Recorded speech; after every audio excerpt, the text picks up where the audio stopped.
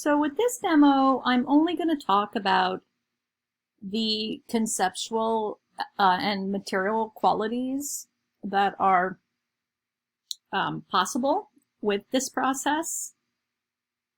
And I think that if any of you are really struggling with thinking about what you want your art to be and what you want to do with these once you get past the technique and what the possibilities are, if you're feeling a little bit stuck about what your idea is for this project, I think one approach can be to look at these forms and look at the process and think about the material qualities that they provide us.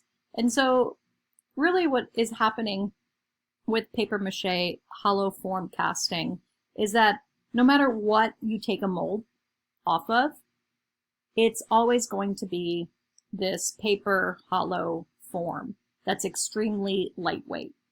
And when you have these really lightweight forms, that's the material quality that we can play with and perhaps think about, okay, if it's this lightweight, maybe I can hang a bunch from the ceiling or hang them from trees or do some installation art with it. And this is a really traditional way of working for puppeteers because it is so lightweight. So that's really what this process offers. And then another thing is that they're hollow forms all the time. So I think that we can think about these hollow forms for their conceptual quality too.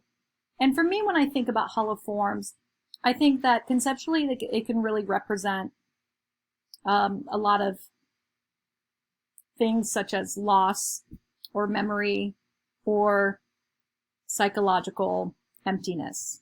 And I think those are really interesting concepts to explore with this process. So some of the things that we can do, for instance, is instead of putting these always back together completely, maybe you can put them back together in some new hybrid form. Or maybe you can take some of these reconstructed hollow forms and just intentionally crack them open. And then maybe even play with sort of what's on the interior and what's on the exterior. There's a lot of possibilities with texture for this project too. So for instance, you can leave the exterior really dry, which might represent sort of more of a kind of a discarded old shell or something more dead, but leave the inside really shiny, representing something that's maybe still living or still alive. So there's this really cool thing about the interior and the exterior that you can explore with this also. And just really quick too, in terms of finishing these, you can hot glue these together really easily and hot glue mixed media onto them. You can also paint them. They take spray paint really well. Just make sure you use a primer. That's it.